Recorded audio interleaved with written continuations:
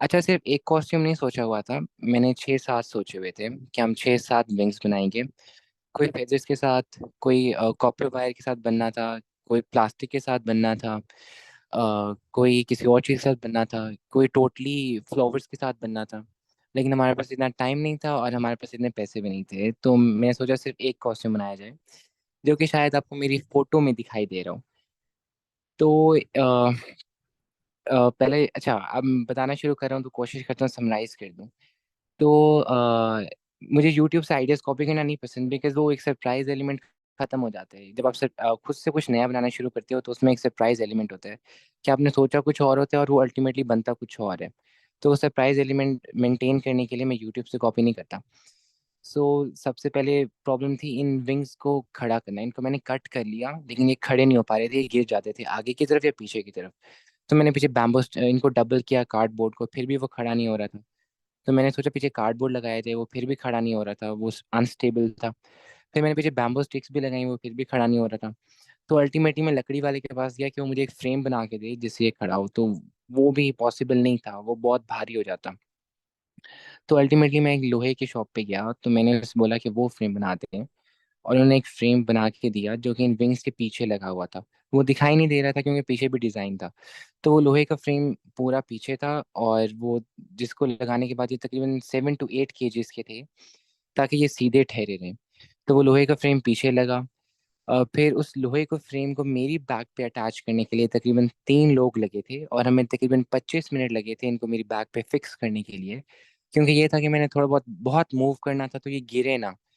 तो उस लोहे के फ्रेम के अंदर से रस्सियां आ रही थी, जो कि रस्सियां फिर मेरी शर्ट के अंदर से मेरे एब्डोमेन पे आ रही थी, और वो मेरे पेट पे बंधी हुई थी। तो वो किसी को दिखाई नहीं दे रहा था ऑफ कोर्स, क्योंकि वो ऐसे बांधी थी। लेकिन ये था कि मेरे पूरे एब्डोमेन पे रस्सियां बंधी हुई थी, क्योंकि वो लोहे के फ्रेम से आ रही थी। सो हमें तकरीबन 25 मिनट लगे थे इन्हें फिक्स करने में। इस पे जो फेदर्स लगे हुए हैं वो असली बर्ड्स के फेदर्स हैं, जो कि मुझे यहाँ से नहीं मिल रहे थे। तो मैंने दराज पे वो ऑर्डर किए, जो कि चाइना से आए, इम्पोर्ट होके। तो मैंने चाइना से फेदर्स मंगवाए, कोई तकरीबन 4,000-5,000 फेदर्स, जो कि रियल बर्ड्स के थे। तो वो फेदर्स मैंने लगाए, वो सारे कलरफुल थे, कोई ब्राउन था, कोई रेड था, कोई येलो था। तो मैंने उन सबको स्प्रे पेंट किया, कोई तकरीबन 2-2,500 के तो स्प्रे पेंट लगे मुझे उन सबको ब्लैक करते करते। स्प्रे पेंट करने से उनका टेक्सचर भी खराब हो रहा था, तो मुझे डबल ट्रिपल फेदर्स लगाने पड़े। फिर उसके बाद ये फाइनली बन गए, ये फाइनली पहन लिए। अच्छा, इनके पीछे और भी बहुत डिटेल है कि इवन जो मैंने शूज पहने हैं उनके पीछे भी एक पूरा थॉट प्रोसेस था। और वो मैं लाहौर गया हुआ था, और वहाँ पे एक आउटफिटर्स में एक लड़का था जो कि स्टोर्स, क्या कहते हैं उसे, लाइक कस्टमर के साथ डील कर रहा था। तो उसके साथ मैंने तकरीबन कोई इतना डिस्कस करके चूज किए थे। अल्टीमेटली जो शर्ट थी वो भी आउटफिटर्स की थी। तो लोगों को था कि शायद ये मैंने खुद से उससे लिखे है, वाइटनर से, लेकिन ये शर्ट पे पहले से लिखा हुआ था। तो ये सारे विंग सब कुछ बन गया। फिर इसके बाद एक दो और चीज़ें बननी थी जो हम नहीं बना पाए, लेकिन अल्टीमेटली इस सब को बनाने में ऑलमोस्ट 8 to 10 K भी लग गया। फिर अल्टीमेटली सैड स्टोरी, सैड इसलिए है बिकॉज हमारे कॉलेज में एट द एंड कोई ये नहीं देखता कि किसी ने कुछ इनोवेटिव किया। लाइक कोई ये नहीं देखेगा कि मैंने 7 घंटे इन 7 to 8 kgs के विंग मैंने अपनी बैग पे पहने, और मैं बैठ नहीं पाया, क्योंकि अगर मैं बैठता था तो वो नीचे से खराब होने लग जाते थे। सो कोई ये नहीं देखता कि किसी ने कुछ इनोवेटिव किया। एट द एंड हर कोई यही देखता है कि कुछ कल्चरल हो जाए, तो फिर वो कल्चरल चीज़ चाहे जितनी भी बोरिंग हो, या फिर जितनी भी क्लीशे हो या टिपिकल हो, रिपीटेटिव हो, हर कोई उसको प्रेफर करता है। और इनोवेटिव आइडियाज किसी को समझ ही नहीं आते हैं। इनफैक्ट इसको बनाने में इतना टाइम लगा था कि अगले दिन मैंने ये विंग्स पहने थे और रात को 2 बज रहे थे, और इन पे इतना काम बाकी था कि मैंने अपने घर वालों को उठाया कि सब उठ जाओ और मेरी हेल्प करो इन्हें बनाने में। तो बस ये थी स्टोरी, मेरे ख्याल से मैंने इससे ज्यादा बता दी है। I guess I can agree के पोजीशन जो होती है इन पर जो जजेस होते हैं वो कल्चरल वालों को दिए जाते हैं, but there is a huge suffering behind the wings.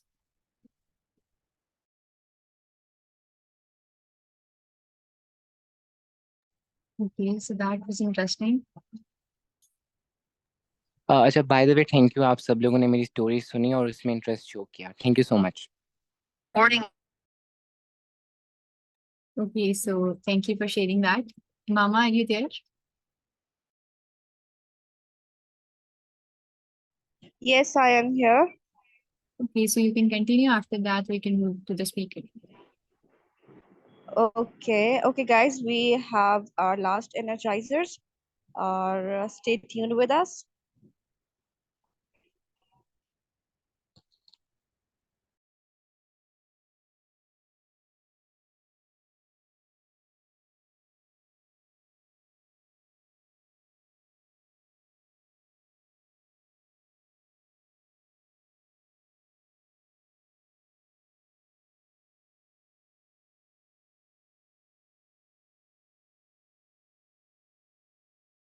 Meanwhile, किसी का कोई भी क्वेश्चन है for the speaker, you can drop it in the chat box or in the WhatsApp group.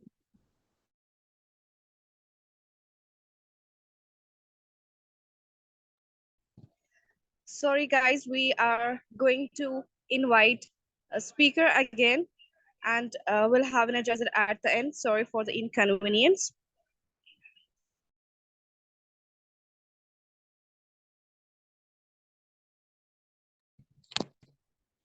Faizan Shehzad, the speaker, Yes, I'm here. Should I please start? start again. Okay, yeah, you should start. Okay, so I'm just gonna need the confirmation again. Is my screen visible?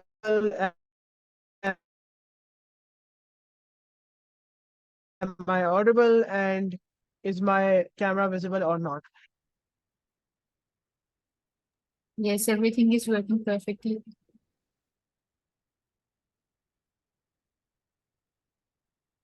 Okay, good.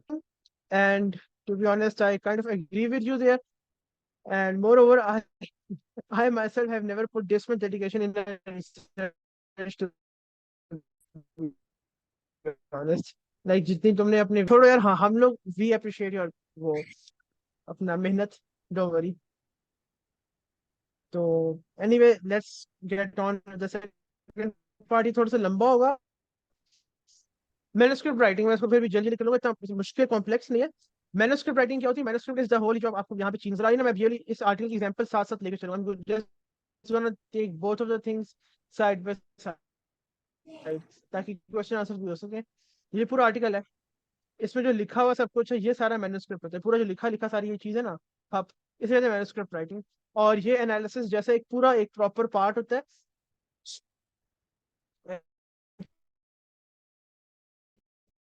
Usually जिसको analysis अच्छा, जो मैं हूँ, मैं अपने researches का writer usually खुद करता हूँ, लेकिन अगर कोई बहुत ही कॉम्प्लेक्स और अच्छी रिसर्च आ जाए जिसका मैंने एनालिसिस सारा किया हो, तो मेरी एक फ्रेंड है, मैं उनसे साथ हेल्प लेता हूँ और वो सेकंड ऑथर होती है तो वो करती है. She is the like professional of the writer और मैं एनालिसिस. तो हमने फिर इस तरह टीम अप किया हुआ, फिर हम दो रिसर्चर कर जाते हैं. एंड आई वुड रिकमेंड तुम लोग भी यही करो, काम साथ है ये दो चीजें. और दूसरा बंदा जो है बाकी सारा पार्ट पकड़े उसका मैन्युस्क्रिप्ट राइटिंग का. इट्स इजी, ट्रस्ट मी, इतना मुश्किल नहीं होता. जनरल टिप सबसे पहले जो सबसे इम्पोर्टेंट टिप है वो ये कि कॉम्प्रिहेंसिव और सिंपल इंग्लिश में लिखना है और नो एरर्स एट ऑल. और बाकी जो यूज करना है तो ग्रामरली आप यूज कर सकते हो. ग्रामरली एक ऑनलाइन वेबसाइट या ऑनलाइन सॉफ्टवेयर है जो कि आप यूज करते हो, आपकी ग्रामर की गलतियां बताता है. उसमें मेक श्योर आपने जो ग्रामरली यूज कर रहे हो, आप इंग्लिश अपनी जो रख रहे हो, इट्स इधर यूके या यूएस. ऑस्ट्रेलिया हो उससे पहले एक दफा ग्रामरली में यूके या यूएस सेलेक्ट करके सेटिंग्स में आपने उसको रन थ्रू कर लेना अपने पूरे आर्टिकल को, ताकि जहां पर भी डिफरेंस आए ना, तो ये थे स्पेलिंग्स का. तो वहां पे हो, जैसे कि स्पेलिंग्स में हमारे पास जो वो है अपना, यूएस में ऑनर होता है, यूके में ऑनर ये होता है. एक मिनट, हाँ ये यूएस है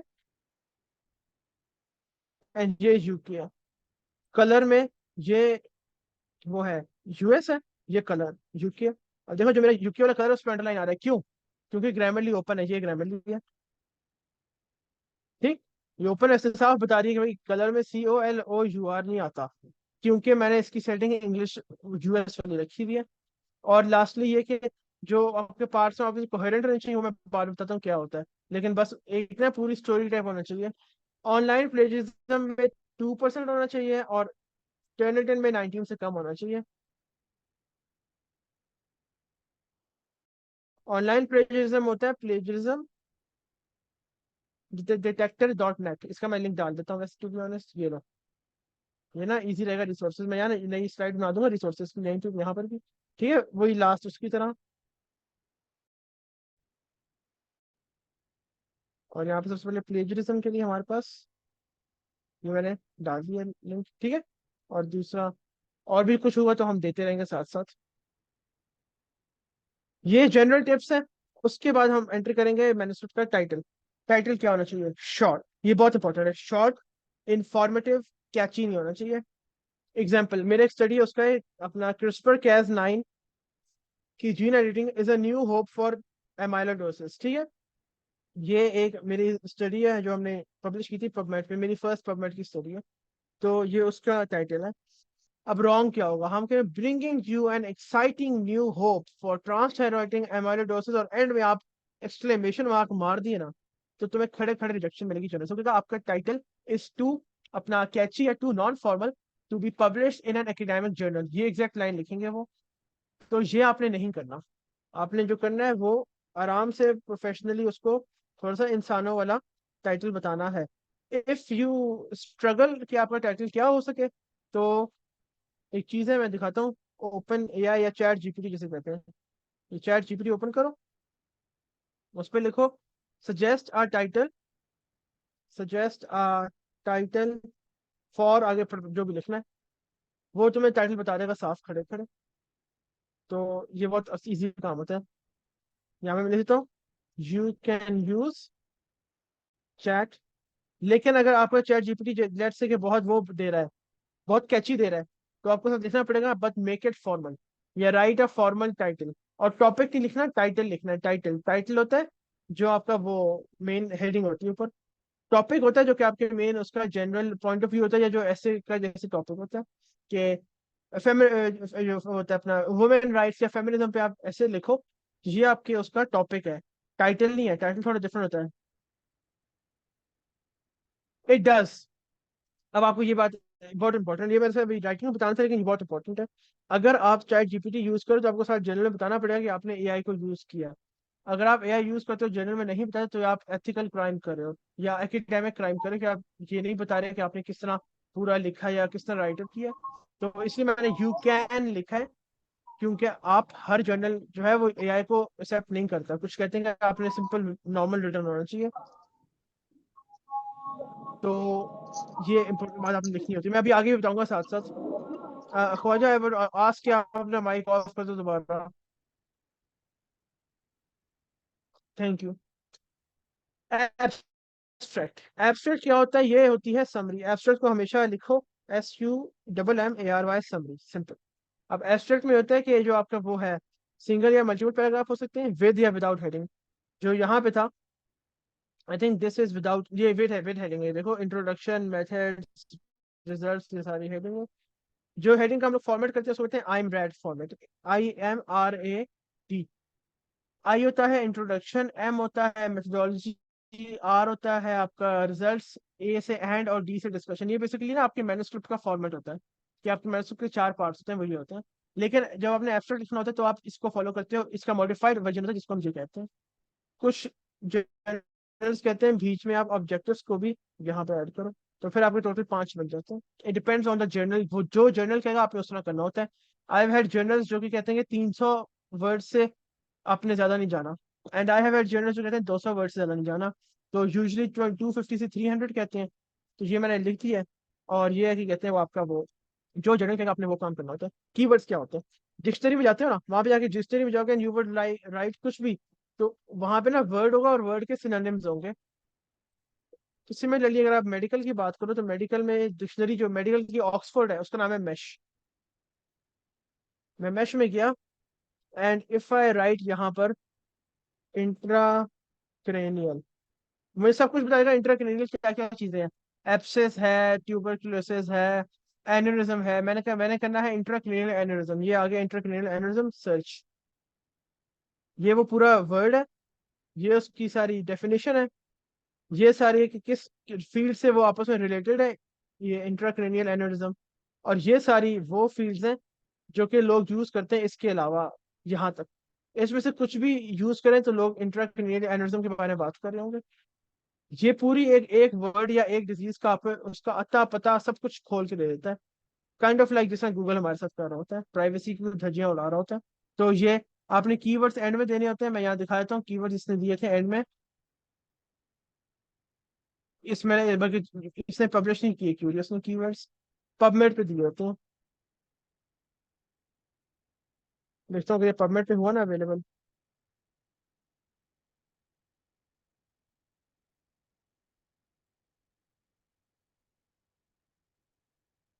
इसमें भी नहीं दिए मेरे को। मैं पबमेड पे ना कोई भी आर्टिकल निकाल के आपको कीवर्ड्स दिखा देता हूँ।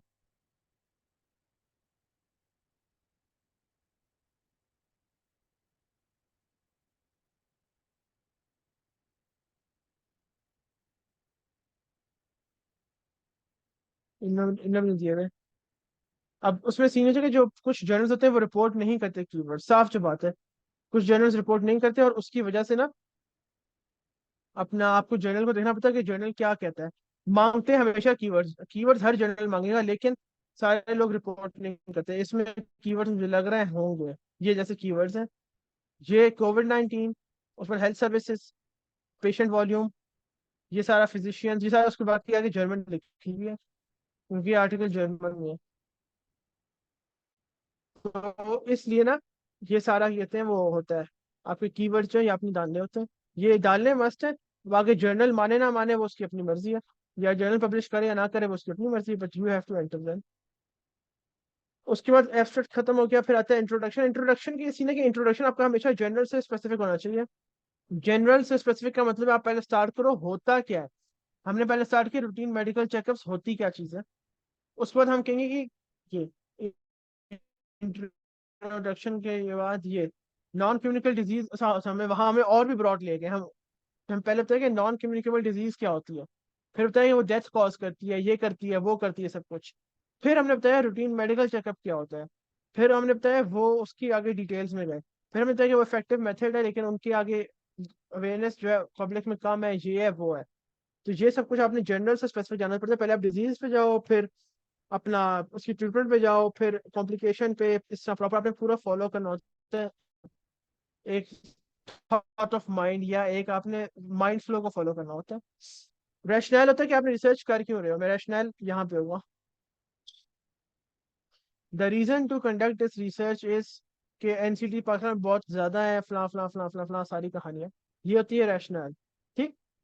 उसके बाद होता है वर्ड्स ऑफ इंट्रोडक्शन। में बताता हूँ, क्रॉस सेक्शन स्टडीज में उनका हमेशा हाइपोथेसिस नहीं होता। अगर आप चेक करो कि दो चीजों का आपस में रिलेशन है या नहीं है, तो आपका हाइपोथेसिस क्या है, रिलेशन है। और नॉन हाइपोथेसिस क्या होगा, रिलेशन नहीं है, तो ये अंडरस्टूड बात है।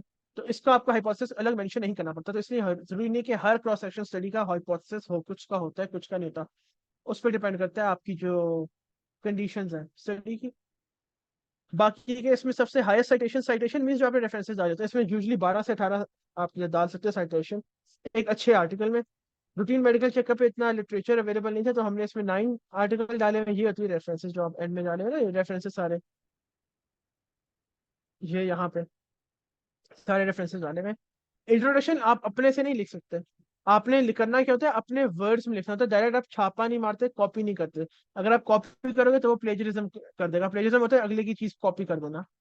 तो अगर आप कॉपी करोगे तो प्लेजरिज्म आ जाएगा, जो कि ये डिटेक्ट कर लेगा। तो इसलिए आपने हमेशा अगले की चीज को अपने उनमें लिखना होता है, अपने वर्ड लफ्ज में लिखना होता है। सारे हमने आर्टिकल से लाइनें उठाई हैं। इंट्रोडक्शन का सारी लाइनें आर्टिकल से होती है सिवाय आखिरी पैराग्राफ के। वो आपकी अपनी तरफ से होता है क्योंकि वो आपकी अपनी स्टडी का रैशनल होता है।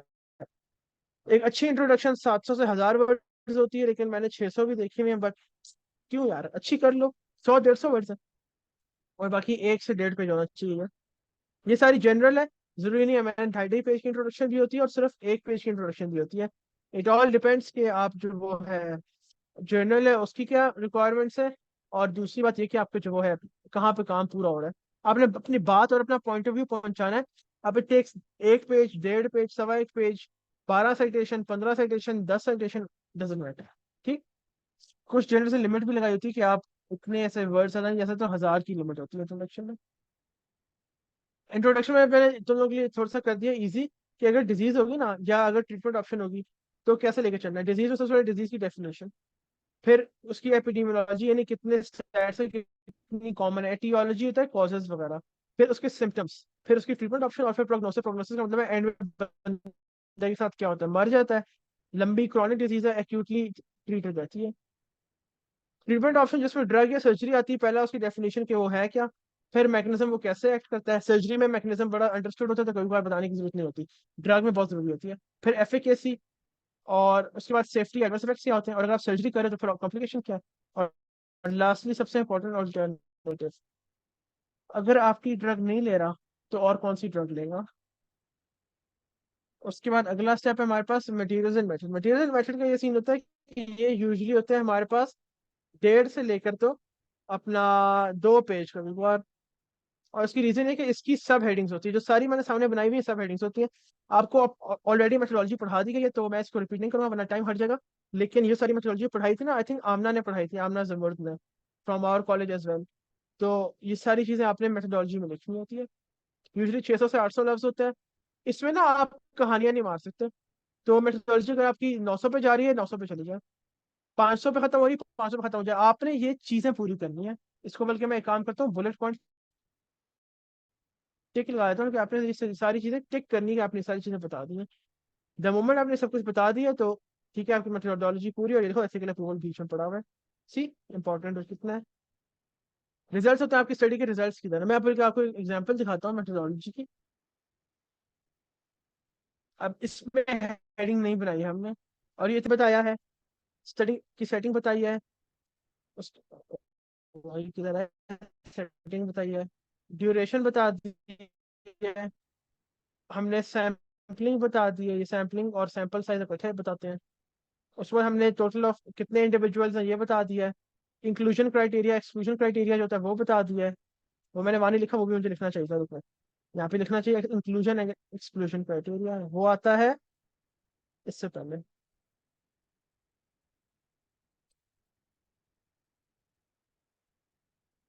ये भी बड़ा इंपॉर्टेंट पार्ट होता है, इंक्लूजन एक्सक्लूजन क्राइटेरिया।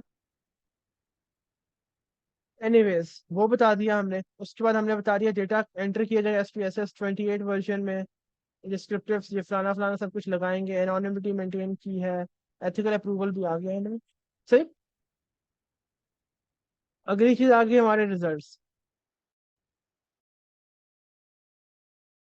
रिजल्ट्स का दोबारा इसकी वर्डिंग कम होती है 600 से 800, क्योंकि आपने टेबल हमेशा ड्रॉ करनी है। तो जैसे हमने देखो रिजल्ट्स में पहले देखो हेडिंग दी हुई है और राइट जरा जरा 3 3 4 4 लाइनें हैं, लेकिन टेबल है पहला, फिर दूसरा टेबल है, तीसरा टेबल है, फिर फिगर है, फिर फिगर है।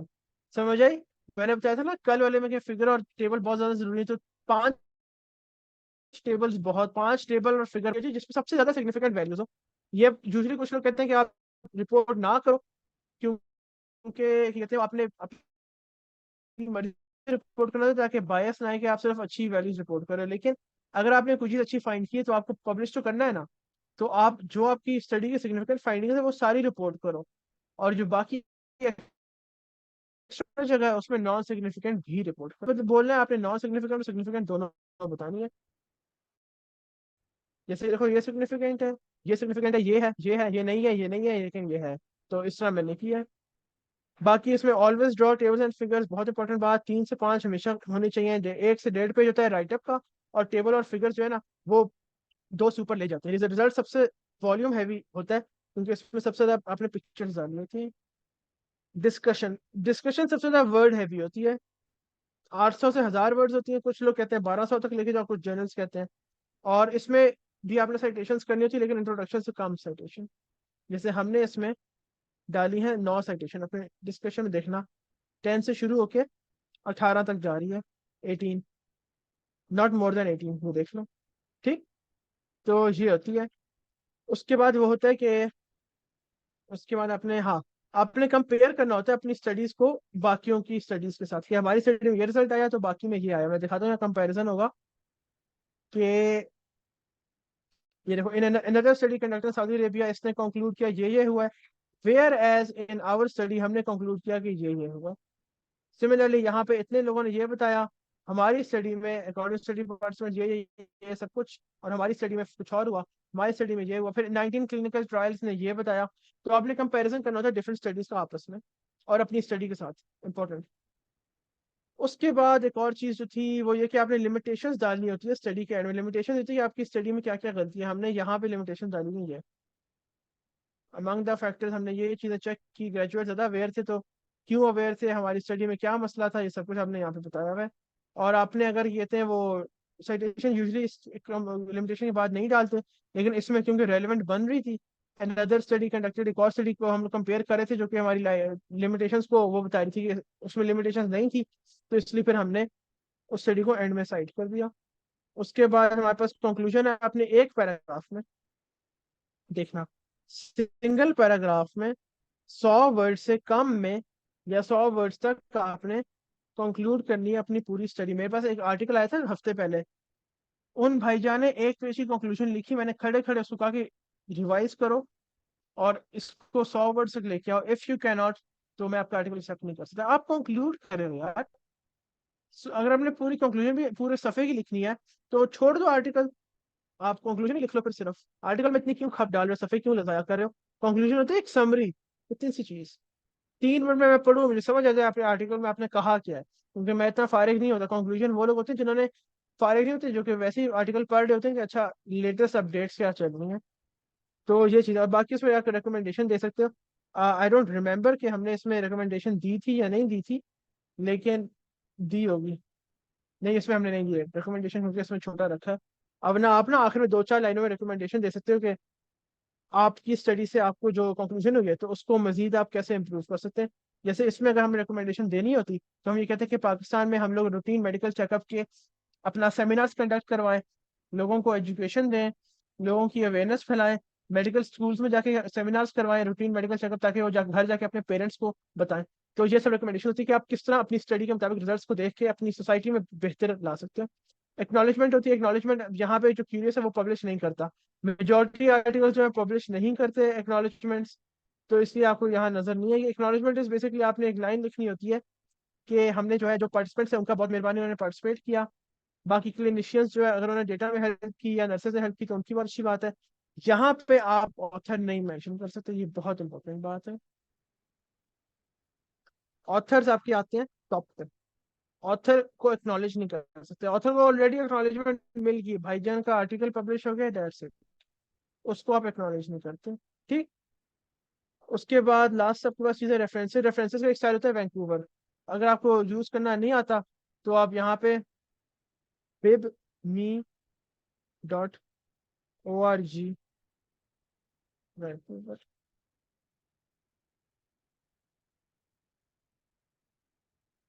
ये वेबसाइट है, इससे आप वैंकूवर कर सकते हो। वरना एक और इससे अच्छी वेबसाइट बल्कि दिखाता हूँ, याद आ गई, web Guru.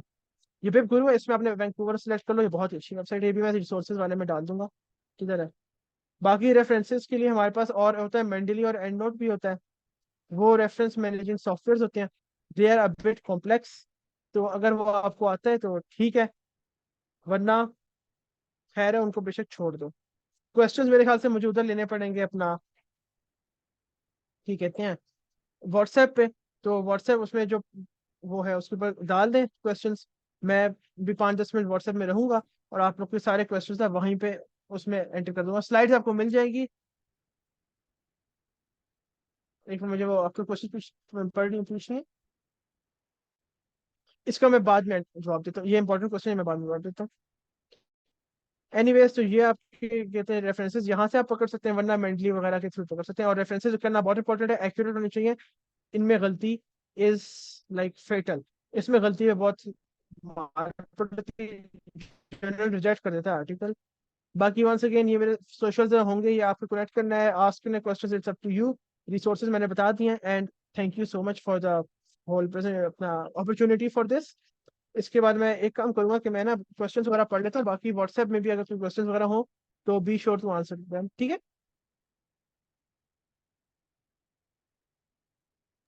Thank you so much. It was really nice having you. I guess less than You 1 just minute is ask us left. well. Less than 1 minute for the meeting is left. Guys, you can drop in your questions in the WhatsApp group.